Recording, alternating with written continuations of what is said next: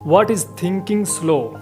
इसकी छोटी सी एग्जांपल यही देता हूँ कि आपने वहाँ पर शॉप बनाई है जहाँ ऑलरेडी बहुत सारी शॉपें हैं रिलेटिव आपके वर्क के। तो इसका मतलब यही है कि आप वही कर रहे हो जो सेम लोग कर रहे हैं। देखो, अगर कोई भी कोर्स कर रहे हो या स्टडी के अबाउट या पढ़ रहे हो या जो भी आप करना चाहते हो, कोशिश करो कि आप दूसरों से डिफरेंस करो, सेम ना करो।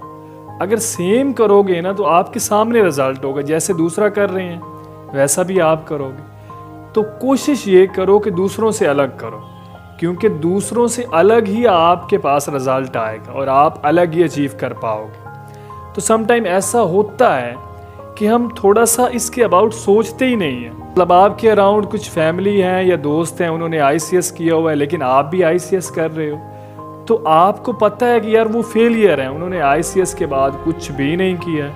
लेकिन अगर आप भी वही कर रहे हो तो अनफॉर्चुनेटली आप गलत ट्रैक पर। देखो, करो सही जो भी काम करो, लेकिन ये एक ऑब्जर्वेशन लाजमी निकालो लाइफ में कि जो दूसरे कर रहे हैं उनसे ऑब्जर्वेशन लो और अपना भी एक ऑब्जर्वेशन साथ ऐड करो कि मुझे क्या करना चाहिए। ना कि उस जगह आप अपनी शॉप बनाएं जहां ऑलरेडी पहले बहुत ज़्यादा शॉप्स हैं, तो ऐसा नहीं करो। लेकिन ये भी नहीं करना चाहिए कि जिस काम में आपके इंटरेस्ट नहीं है आप वो कर रहे हो, इसमें भी आप सक्सेस नहीं हो पाओगे। तो ओवर थिंकिंग का मतलब ये होता है कि आप ज़्यादा एक्सपेक्ट करने लग जाते हो कि मतलब आपने अभी ICS या FS शुरू नहीं की तो आप ये सोच रहे हो कि यार मैंने तो बहुत बड़ा जो है ना कंप्यूटर मास्टर बनना है, मैंने बहुत बड़ा ज़्यादा डॉक्टर बनना है। तो आप फिर ना इतना अचीव नहीं कर पाते हो। जब आप अचीव नहीं कर पाते हो तो आप डिमोटिवेट होके सब काम छोड़ देते हो। तो ओवर थिंकिंग कभी नहीं करनी और स्लो थिंकिंग कभी नहीं करनी। वो फील्ड कभी ना चूज़ करें जो ज़्यादा लोग चूज़ कर चुके हैं, ये आपको लाइफ में रिमेंबर रखना।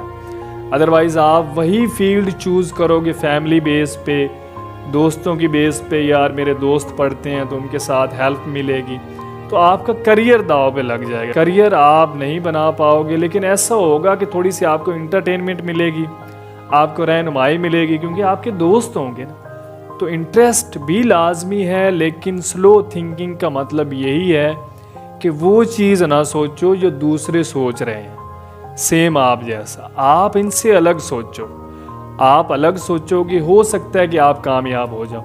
और इतना भी अलग ना सोचो कि ऐसी फील्ड चूज़ कर लो कि आपके पूरे मुल्क को ना पता हो कि यार इसका मतलब क्या है। ऐसा भी नहीं करना चाहिए। लेकिन फील्ड होती हैं कोई भी काम की, कोई भी काम करते हैं, कोई भी प्रोजेक्ट शुरू करते हैं, कोई भी कोर्स सीखते हैं, वो डिफरेंस होते हैं। Otherwise same field some time loss देती है हमें। ऐसा होता है कि बहुत ज़्यादा कंपटीशन होता है हमारा, तो सेम फील्ड में सक्सेस होना थोड़ा सा मुश्किल हो जाता है, लेकिन हो भी जाता है। लेकिन उसमें एफर्ट बहुत ज़्यादा लगती है, मेहनत बहुत ज़्यादा लगती है।